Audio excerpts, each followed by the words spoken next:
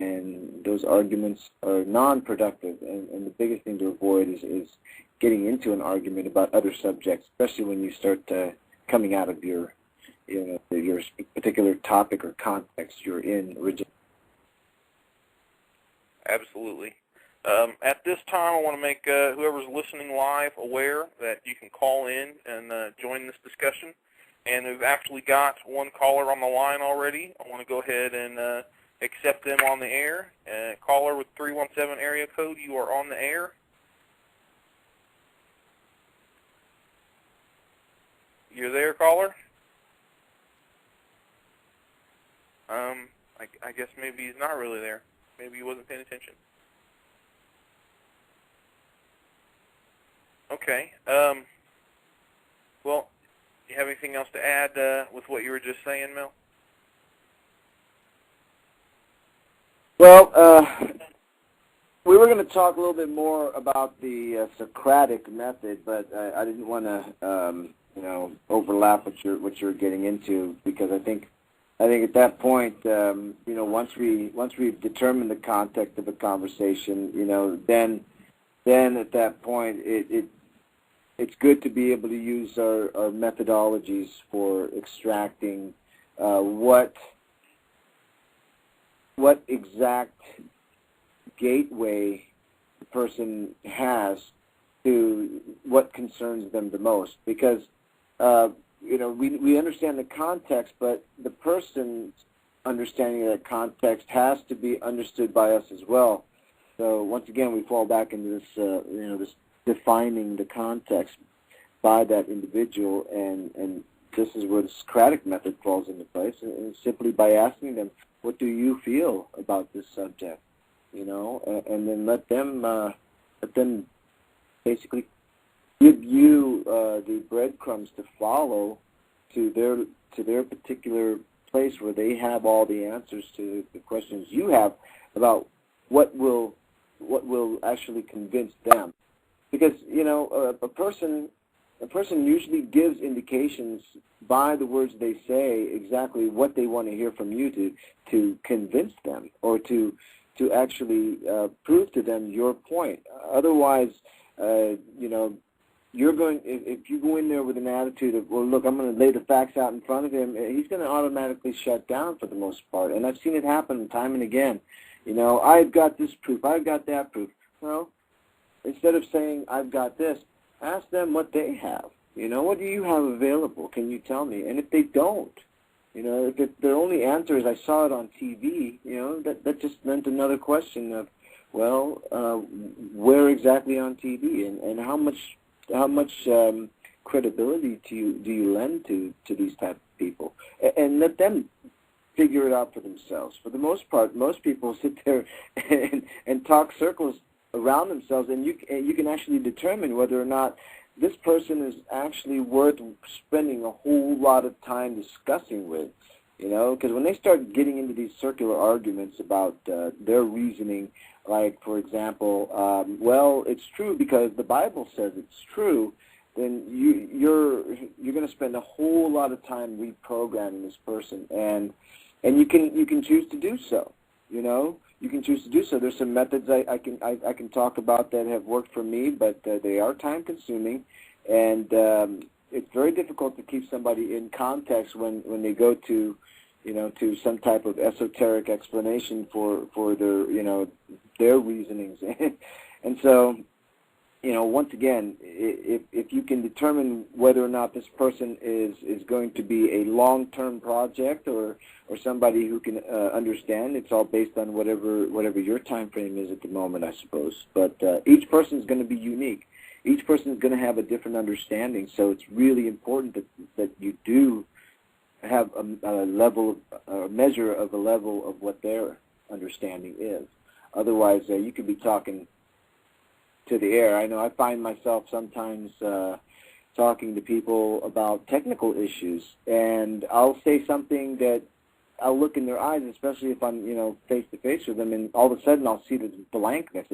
It's really weird. It's when the eyes will actually separate, instead of going cross-eyed, they'll go cockeyed for just a brief second, and right there I know I've said something that the person doesn't understand, so I have to backtrack.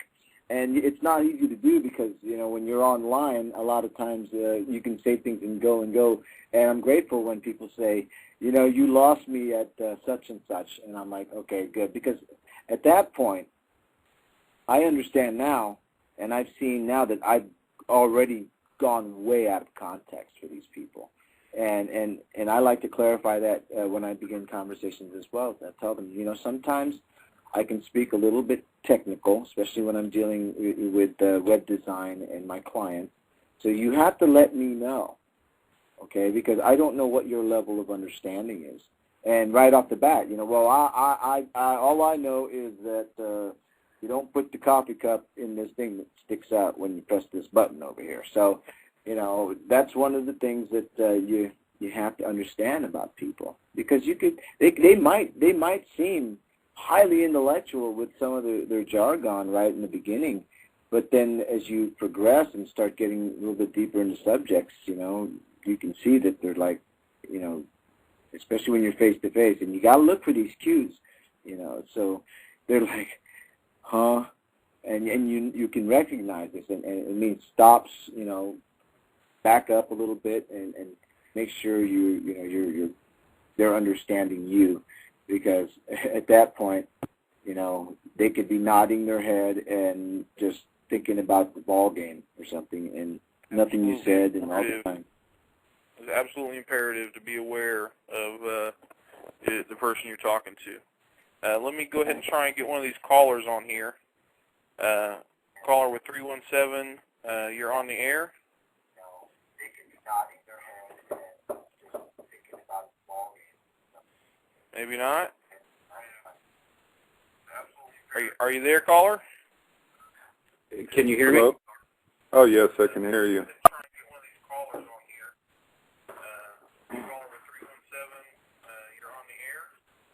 Can you disable your other background noise there? We're getting some kind of playback.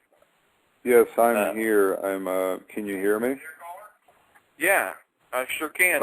Who do we Let me have get here? away from my laptop here. I'm sorry. Okay. Hi. My name's Chris. I'm in the Castleton area, northeast of the Indianapolis area. Hey, Chris. I'm listening. Hey, yeah. How's it going, guys? Help me out here real quick. Chris, are you calling from an 828 number or a 506 number?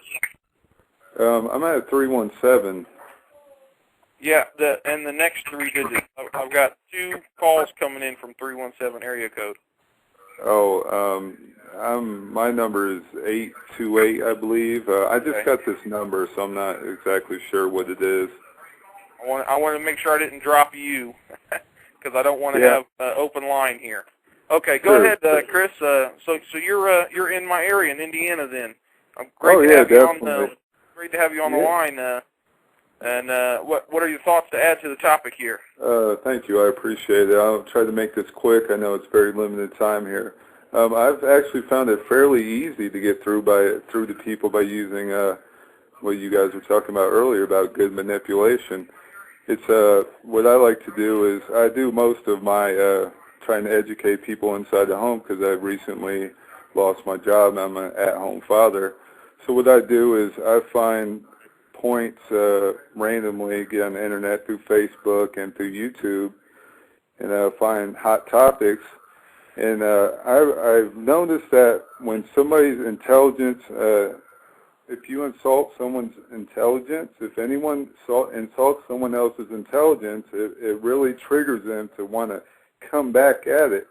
And I found that very useful to getting the whole Venus Project ideas out, and it's been really easy. And other than that,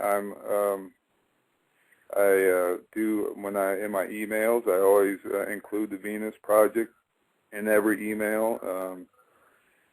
I plan on getting out in the street soon, and I printing out flyers. Literature does it's really important literature. It's asks people to read this and give them feedback. which make them feel like a very important person, which